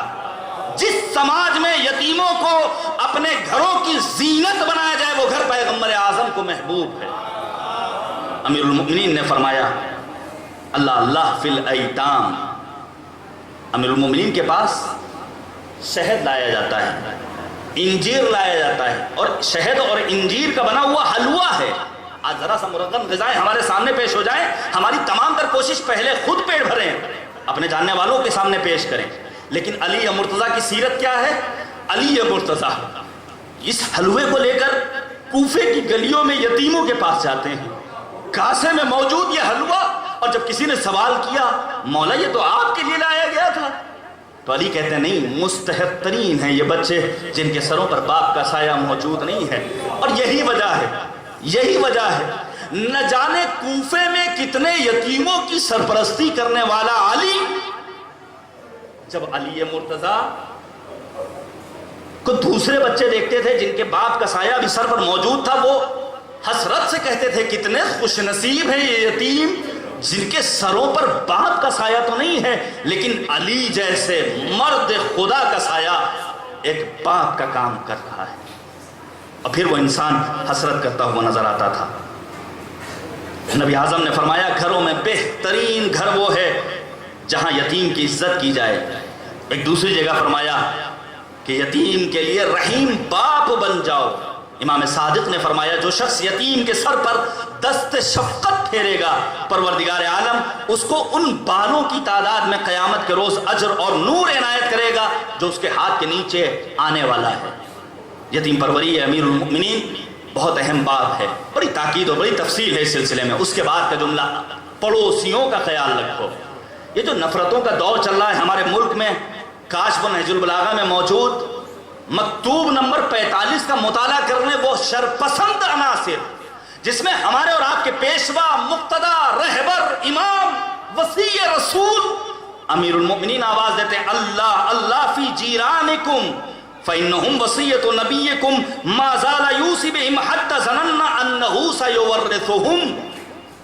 امیر المؤمنین نے صرف شیعوں کے لیے وصیت نہیں کی ہے، مسلمان پڑوسیوں کے لیے وصیت نہیں کی ہے، بلکہ جس مکتب فکر کا ماننے والا ہو، آپ کا پڑوسی ہے، کہتے ہیں پڑوسیوں کا خیال رکھنا۔ اور ہم نے تمہارے نبی پیغمبر اعظم کو اتنی زیادہ پڑوسیوں کی تاکید کرتے ہوئے سنا ہے کہ ایسا محسوس ہوتا تھا کہ پیغمبر اعظم اپنے تمام مال و منال میں ان پڑوسیوں کو اپنا وارث بنا دیں گے۔ اتنی بڑی عظمت ہے پڑوسیوں کی بہت عظمت ہے۔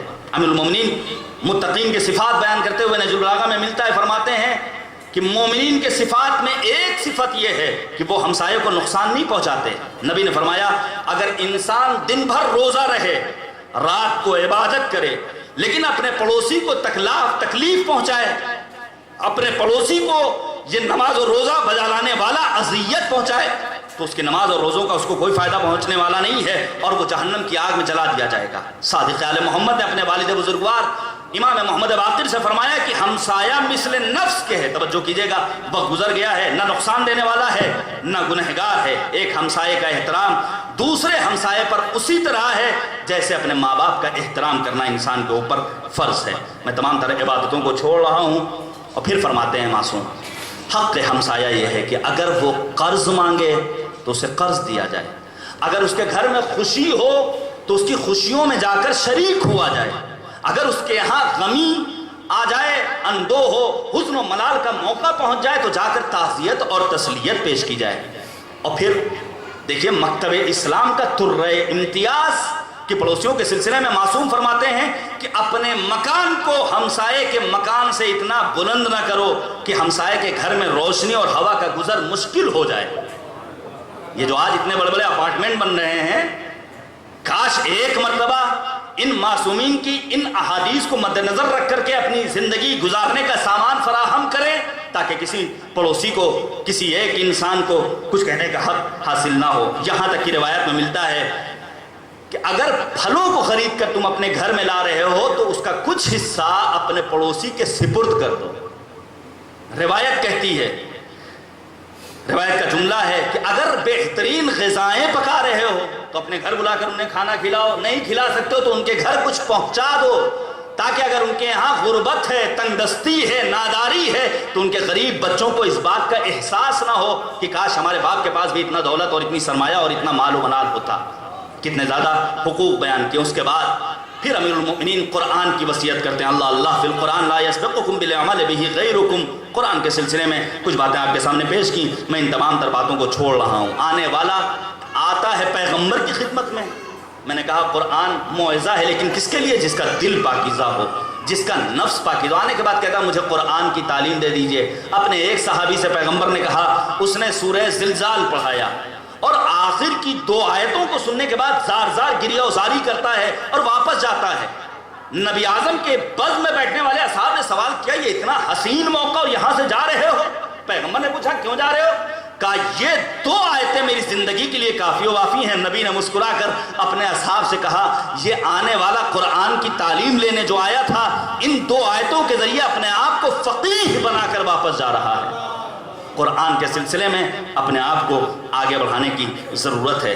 اس کے بعد امیر المؤمنین نماز کی وصیت کرتے ہیں۔ امام صادق نے بھی فرمایا تھا، لا تنال شفاعتنا من استخف بالصلاۃ۔ ایسا نہ ہو نماز کو ہم ہلکے میں لیں پھر معصومین کی شفاعت ہمارے شامل حال نہ ہو۔ اس سلسلے میں مختلف باتوں کو آپ ماشاءاللہ سنتے رہتے ہیں۔ ایک بات آپ سن لیجئے، جب اہل جہنم ایک دوسرے سے سوال کریں گے بھیا کیسے یہاں آنا ہوا، تو ایک ہی جملہ ہوگا، قالوا لم نک من المصلین۔ چونکہ ہم نماز نہیں پڑھتے تھے اس لیے ہمارا ٹھکانہ جہنم قرار دیا گیا ہے۔ اس کے بعد امیر المؤمنین بیت اللہ کی حفاظت کی وصیت کرتے ہیں، خانہ خدا کی وصیت امیر المؤمنین فرماتے ہیں، اور وصیت صرف اس دور کے لیے نہیں بلکہ آج کے لیے بھی ہے۔ وہ منصف مزاج افراد جو امیر المؤمنین کی اس وصیت کو اپنی مد نظر رکھتے ہو، ان سے بھی ہمارا خطاب ہے، آپ سب سے ہمارا خطاب ہے کہ حرم الہی کی جو صورتحال آپ کے سامنے ہے کسی سے ڈھکی چھپی نہیں ہے۔ ضرورت ہے کہ آج کا مسلمان بیدار ہو اور ان خائنین کے پنجوں سے اس حرم الہی بیت اللہ، خانہ خدا، خانہ کعبہ کو آزاد کرانے کی فکر کرنی چاہیے، تب جا کر کے انسان واقعی معنی میں علی کا چاہنے والا بن سکتا ہے۔ ایک آخری بات گفتگو تمام کروں، صلہ رحمی کی تاکید کرتے ہیں۔ صلہ رحمی کیا ہے؟ کہ اپنے گھر والوں، اپنے اعزاء، اپنے اقارب کے ساتھ انسان کا حسن سلوک پایا جانا چاہیے۔ امیر المؤمنین نے نہج البلاغہ میں فرمایا، ہم اور آپ یہ کہتے ہیں کہ آخر کیا ضرورت ہے، 1-2 سال اب تو اس واٹس ایپ، اس فائبر اور موبائل نے اور سوشل میڈیا نے اتنی زیادہ دوریاں پیدا کر دی ہیں کہ انسان بظاہر گھر میں بھی ہے لیکن جسے دیکھیے بچہ ہے وہ بھی اسمارٹ فون میں لگا ہوا ہے، ماں باپ ہیں وہ بھی اپنا الگ الگ لگے ہوئے ہیں، فون کر کے آواز سننے کی بھی زحمت نہیں گوارا کرتے ہیں، پہلے سے میسج موجود ہے، کاپی کیا، پیسٹ کر دیا، بس خیریت مل گئی۔ امیر المؤمنین نہج البلاغہ میں فرماتے ہیں، یہ تمہارے رشتہ دار تمہارے بالوں پر ہیں جن کے ذریعے تم پرواز کر سکتے ہو، یہ تمہارے قوت بازو ہیں، جہاں قربان جائیں اس فصاحت و بلاغت پر، یہ تمہارے رشتہ دار تمہارے بازو ہیں، قوت بازو ہیں جن کے ذریعے تم اپنے دشمنوں پر حملہ کر سکتے ہو۔ آئیے عہد کریں، اے امیر کائنات، آپ کے یہ زرین اصول زندگانی ہم انشاءاللہ عملی جامہ پہنائیں گے، اپنی دنیا کو کامیاب بنائیں گے، اپنی آخرت کو بھی کامیابی و کامرانی سے ہمکنار کرنے کی کوشش کریں گے۔ چند جملے مسائل کے سن لیجئے۔ جو مال مجلس ہے، یہ علی مرتضیٰ نے کس دور میں وصیت کی ہے؟ سر پر ضربت لگ چکی ہے۔ علی جیسا انصاف پسند انسان، عادل انسان، جس کے لیے چار جرداق نے یہ لکھا ہے کہ امیر المؤمنین کو قتل کیا گیا آپ کی عدالت کی بنا پر، محراب عبادت میں آپ کو قتل کیا گیا ہے۔ شب ضربت امیر المؤمنین جناب ام کلثوم کے یہاں مہمان، تمام تر روایتوں کو آپ سنتے رہتے ہیں۔ 3 الگ الگ ظرف میں 3 غذائیں علی جیسے بندے پروردگار کے لیے، ایک میں نمک، ایک میں جو کی روٹیاں اور ایک میں دودھ۔ امیر المومنین اپنی بیٹی ام کلثوم کو خطاب کر کے کہتے ہیں، اے بیٹا ام کلثوم، تیرا بابا علی مرتضیٰ، کیا تو نے کبھی دیکھا ہے کہ ایک وقت میں تیرا بابا 3 غذاؤں کو استعمال کرے؟ بی بی ام کلثوم نمک کو اٹھانا چاہتی ہیں، علی نے کہا نہیں، ہیں کوفے میں ایسے یتیم بچے جنہیں دودھ کی ضرورت ہے۔ دودھ ہٹا لیا گیا، جو کی روٹیوں کو ہٹا لیا گیا۔ علی مرتضیٰ رات بھر صحن خانہ میں آتے ہیں، کبھی حجرے میں آتے ہیں، اور جب گھر سے باہر نکلنا چاہتے ہیں مرغابیوں نے آپ کے دامن کو تھام لیا، بیٹھ گئے، سر پر دست شفقت پھیرتے ہیں، اور پھر ام کلثوم کو خطاب کر کے کہتے ہیں، بیٹا ام کلثوم، اگر ان کا خیال نہ رکھ پانا تو انہیں آزاد کر دینا۔ وہ علی مرتضیٰ جنہیں بے زبان جانوروں کا اتنا پاس و لحاظ، اس کے اولاد اور اس کی گھر والوں کو راہ کوفہ و شام میں اذیتوں کا سامنا کرنا پڑے، کتنی مصیبتوں کے دور سے گزارا گیا ہے امیر کائنات امیر المؤمنین کے لال حسین ابن علی اور مخدرات عصمت و طہارت کو۔ اور پھر جب نکلنا چاہا ہے تو روایت کا جملہ ہے کہ آپ کا کمر بند دروازے کی زنجیر سے پھنسا کمر بند ٹوٹ گیا، لیکن علی نے کہا اب علی مرتضیٰ کو موت کی کوئی پرواہ نہیں ہے۔ پہنچتے ہیں مسجد میں، اور پہنچنے کے بعد صدائے اذان بلند کرتے ہیں۔ تمام تر افراد جو مسجد میں محو خواب، حتیٰ ابن ملجم جیسے ظالم کو بھی بیدار کرتے ہیں، ہر ایک کو آواز دیتے ہیں، مصلی عبادت پر پہنچتے ہیں، نماز شروع کرتے ہیں۔ علی مرتضیٰ کے سر اقدس پر جب ضرب لگتی ہے تو ایک جملہ کہتے ہیں، بسم اللہ و باللہ وعلی ملت رسول اللہ فزت برب الکعبہ۔ ایک آواز محراب عبادت سے مسجد کوفہ میں علی مرتضیٰ کی بلند ہوئی، دوسری آواز جناب جبرائیل کی، تحدمت واللہ ارکان الہدا، ارکان ہدایت منہدم ہو گئے۔ اور پھر یہ آواز جب علی مرتضیٰ کے گھر تک پہنچتی ہے، کسی ایک راوی نے مقتل میں کہیں نہیں ملتا ہے زینب ام کلثوم گھر سے باہر نکلی ہوں، شاید مقتل کربلا اور واقع کربلا منتظر تھا آنے والا ہے وہ لحظہ جب حسین جیسا فرزند علی مرتضیٰ میدان کربلا میں قتل کیا جائے گا، شمر کا کند خنجر ہوگا، 70 قدم کے فاصلے پر زینب کبریٰ ہوں گی اور دیکھ رہی ہوں گی ماجایا کا سر قلم کیا جا رہا ہے، لیکن امام حسین اشارہ کریں گے، بہن زینب میری زندگی میں خیمے میں واپس چلی جاؤ۔ کتنی مصیبتیں برداشت کی ہیں امیر کائنات نے، اور آخرکار امیر المؤمنین امیر کائنات اپنے چاہنے والوں کے ساتھ گھر کی طرف آتے ہیں۔ حسن حسین سے کہا میرے چاہنے والوں کو بھیج دیا جائے۔ اسبغ ابن نباتہ جیسے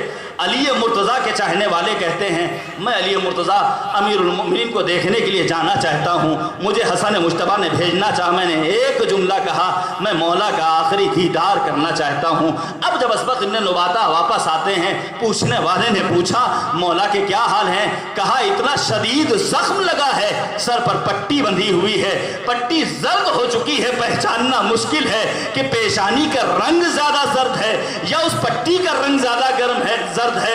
ایسی صورت میں جب طبیب آنے کے بعد آواز دیتا ہے مولا کے سر پر لگنے والی ضرب بہت کاری ہے، علی کو دودھ چاہیے، کوفے کے یتیم بچے اپنے ہاتھوں میں کاسہائے شیر لیے آگے بڑھتے ہیں، اور آنے کے بعد علی مرتضیٰ کے دروازے پر پہنچ کر آواز دیتے مولا ہم اپنی یتیمی کے بعد اپنا کل سرمایہ لے کر حاضر ہوئے ہیں، لیکن مولا اس دنیا سے رخصت ہو گئے۔ میں کہوں گا اے امیر المومنین آپ کی خوش نصیبی پر ہمارا سلام، لیکن آئے ذرا عصر عاشور کے بعد کربلا کے میدان میں آ کر دیکھیے، آپ کی پوتی سکینہ کم سنی کے عالم میں 3 شب و روز کی بھوک اور پیاس کو برداشت کرنے کے بعد بابا کی جدائی اگر گریہ کرتی ہے تو تازیانے لگتے ہیں۔ جزاکم ربکم خیر الجزا، خدا کسی غم میں نہ رلائے سوائے غم مظلوم کربلا اور اہل بیت عصمت و طہارت کے۔ بس ایک جملہ، ایک فقرہ پیش کرنا چاہتا ہوں اپنے عزیزوں کی خدمت میں تعزیت و تسلیت دینے کے لیے۔ یقیناً تجہیز و تکفین کا بہترین سامان فراہم کیا، دور دراز علاقوں سے آپ کے چاہنے والے پہنچے، 40ویں کی مجلس میں اتنا بڑا مجمع، لیکن ہائے رے سید سجاد، 11 محرم لٹا ہوا قافلہ اس راستے سے گزارا جا رہا ہے جہاں شہداء کے لاشیں بے گور و کفن پڑے ہوئے ہیں۔ امام سجاد کے چہرے کا رنگ بدلا، زینب کبریٰ اپنے آپ کو کھڑی سواری سے گرا دیتی ہے۔ میں نے پڑھ دیا، آپ نے سن لیا۔ کربلا میں 2 ایسے شخصیات جنہوں نے اپنے آپ کو گرایا تو نہیں معلوم کس چیز سے سہارا لیا۔ ایک غازی ابو الفضل العباس شان قلم ہو چکے ہیں، ایک زینب کبریٰ امام زمانہ تحفہ سلام بھیجتے ہیں، ہمارا سلام ہو زینب کبریٰ پر جن کے ہاتھ پسے گردن بندھے ہوئے تھے۔ امام سجاد متوجہ ہوئے، اے پھوپھی یہ کیا عالم ہے؟ امام سجاد سے زینب کبریٰ کہتی، اے بیٹا سید سجاد تم امام وقت ہو، ایسا نہ ہو تمہاری روح قفس عنصری سے پرواز کر جائے۔ زینب کبریٰ کو دیکھا، سید سجاد نے آواز دی، یہ آدھا اپنے کشتہائے نجس دفن کر کے چلے گئے، لیکن آئے میں اتنا مجبور، جوانی کے باوجود میرا بابا بے سر لاشا لیے ریگزارے گھر میں کربلا پر پڑا ہوا ہے، میرے ہاتھوں میں ہتکڑیاں، پیروں میں بھیڑیاں، کمر میں لنگر، وَسَيَعْلَمُ الَّذِينَ ظَلَمُوا أَيَّ مُنْقَلَبٍ يَنقَلِبُونَ إِنَّا لِلَّهِ وَإِنَّا إِلَيْهِ رَاجِعُونَ رَضًا بِقَضَائِهِ وَتَسْلِيمًا لِأَمْرِهِ الٰہی لا معبود سواک۔ بسم اللہ الرحمن الرحیم۔ اللہم عرفنی نفسک فإنک إن لم تعرفنی نفسک لم أعرف رسولک۔ اللہم عرفنی رسولک فإنک إن لم تعرفنی رسولک لم أعرف حجتک۔ اللہم عرفنی حجتک فإنک إن لم تعرفنی حجتک ضللت عن دینی۔ اللہم لا تمیتنی میتتا جاہلیہ ولا تزغ قلبی بعد اذ ہدیتنی۔ معبود ہماری اس عبادت کو قبول فرما۔ اے کریم پروردگار تجھے واسطہ ہے عظمت شہدائے کربلا کا، زمانہ پرآشوب ہے، ضرورت ہے منجی عالم بشریت فرزند زہرا کی۔ اے کریم پروردگار حضرت حجت کے ظہور میں تعجیل فرما۔ معبود مرحوم کی مغفرت فرما، ان کی قبر پر اپنی باران رحمت کا نزول فرما۔ معبود ان کے گناہان صغیرہ و کبیرہ کی مغفرت فرما، انہیں کروٹ کروٹ جنت نصیب فرما۔ ان کے پسماندگان بالخصوص ماں، بھائی اور اولاد کو صبر جمیل عنایت فرما۔ معبود یہاں موجود تمام حاضرین کی دعاؤں کو اپنی بارگاہ میں قبول و منظور فرما۔ اے کریم پروردگار ہمیں قرآن فہمی کی توفیق عنایت فرما۔ قرآنی تعلیمات، اہل بیت طاہرین کی تعلیمات و ارشادات و فرمودات پر عمل کرنے کی توفیق مرحمت فرما۔ اے کریم پروردگار آل سعود کو نیست و نابود، یمن میں موجود امت مسلمہ کی حفاظت فرما۔ معبود تجھے واسطہ ہے عظمت پیغمبر اعظم اور اہل بیت عصمت و طہارت کا۔ اے کریم پروردگار فلسطینیوں کی نصرت فرما۔ معبود اسلامی انقلاب کی حفاظت فرما، اس انقلاب کو انقلاب امام زمانہ سے پیوست کر دے۔ معبود تجھے واسطہ ہے محمد و آل محمد کا علماء، طلاب، افاضل، حوزات علمیہ، مراجع اعظام بالخصوص رہبر انقلاب آیت اللہ العظمیٰ خامنئی، محافظ کربلا مرجع علی قدر آیت اللہ العظمیٰ سیستانی، سید مقاومت سید حسن نصر اللہ کی حفاظت فرما۔ معبود تجھے واسطہ ہے محمد و آل محمد کا ہمیں کربلا و نجف و سامرہ و کاظمین و مشہد و قم اور سیریا کی زیارت کی توفیق عنایت فرما۔ اس روئے زمین پر جس جگہ بھی عاشقان قرآن و اہل بیت اور امت مسلمہ ہیں معبود، ان کی جان، مال، عزت و آبرو و ناموس کی حفاظت فرما۔ معبود تجھے واسطہ ہے محمد و آل محمد کا، ہمارے اعمال کو اس لائق بنا دے کہ امام ہمیں اپنے اعوان و انصار میں شمار کریں۔ ربنا تقبل منا انک انت السمیع الدعاء۔